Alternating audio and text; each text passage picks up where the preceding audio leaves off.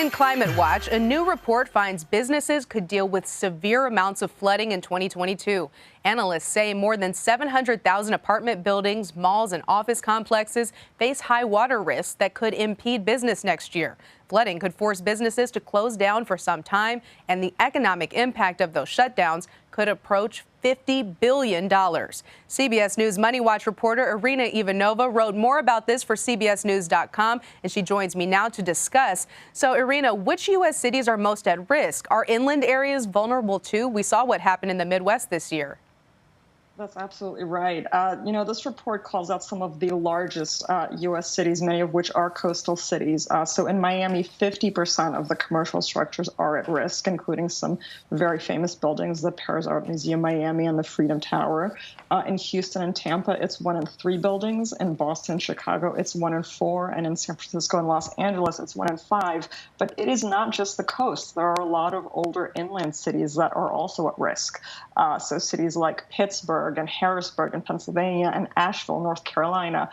Each of those has about 1/3 of the commercial structures at risk also. And that's a reflection of the historic development of some of these cities that they've developed along waterways. And even today, their downtowns are more compact and more concentrated, often along those riverways. Unfortunately, that means that these smaller cities are also, because they're smaller, the ultimate economic damage from flooding is a bigger risk to them than some of these larger economies, like someplace like a New York City or a Los Angeles. I actually covered that flooding in North Carolina this year outside of Asheville. So I've seen what happened, and I've seen how the water is already affecting commercial structures. But what more have you learned? That's right. As you say, we only have to look back a few months to see how devastating some of these floods can be. We had a new estimate come out today that found the cost of Hurricane Ida topped $65 billion, not even mentioning, all the deaths it caused and the people being without power for months.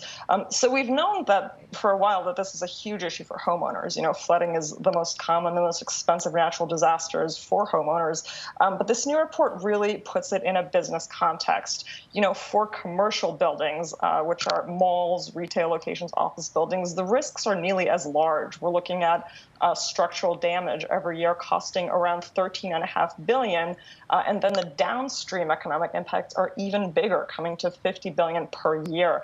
And if you think about it, if you have something like an office building and you get, even considering a modest amount of flooding, something like a foot, so you have a lobby shut down for a few months, that might be a relatively small portion of that building's value. You could still salvage it. But for those months that the building is shut down while it's being repaired, you potentially have employees not coming into the office, not getting paid, products not being produced, and then the suppliers and customers of those businesses also suffering. We saw a little bit of this happening early in COVID when you saw entire downtowns shut down and the runaway impact that had on a lot of small businesses. We could see something very similar with flood as well. You report that until recently, information on flood risks to businesses has been hard to come by. How are analysts collecting the data on the risks now?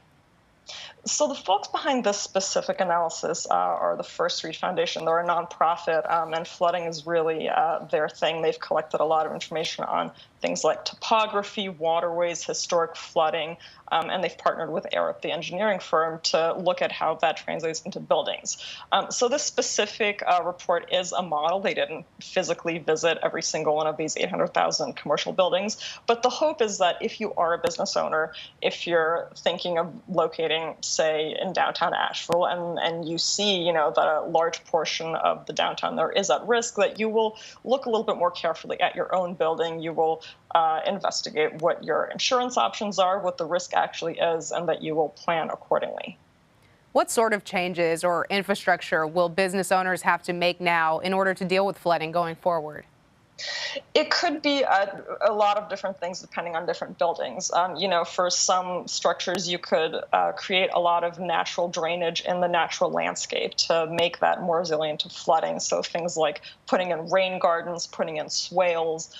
You could also think about rearranging things within the buildings differently. So changing where you put your electrical systems, for instance. If you have those in the basement, that's potentially a big risk from flooding. If you could move it up to a higher floor, that decreases minimizes your risk substantially. And then, of course, there will be some properties where the flood risk is so high it might not make sense to stay, and you could think about just relocating your business somewhere else. Well, we know you said this economic impact is $50 billion, which is a huge number. Flood-proofing America's commercial districts will obviously cost money. So who's paying for that? Will it be the responsibility of the developers, the business owners, or is it us taxpayers? Yeah, I mean, one of the big problems with a report like this is that the current system makes it pretty easy to sort of offload the costs to somebody else. Right now, developers don't have to pay for flood-proofing if they don't want to. They're incentivized to develop a building and then sell it. They're not necessarily thinking about having it be standing for many, many years, or building beyond what the building code requires. And in a lot of cities, the building code does not take into account the way that flood risks have increased thanks to climate change. Now, business owners, of course, do have an incentive to flood-proof their businesses. A lot of them, however, don't typically own their locations. They have a long-term lease, and they might be coming into a place after it's already been set up, and they might have limited resources, a limited ability to flood-proof it. And then commercial property owners, the people who own these structures, are the ones who should have an incentive to build sustainably. But of course, they also operate on a profit motive. And for a lot of them, they're thinking about, do I spend a lot of money to retrofit and to make this building really sustainable and really resilient, or do I just abandon it or try to offload it to someone else and get that financial risk out of my portfolio? A complex and very important issue. Irina Ivanova, thank you for your reporting. Thanks for having me.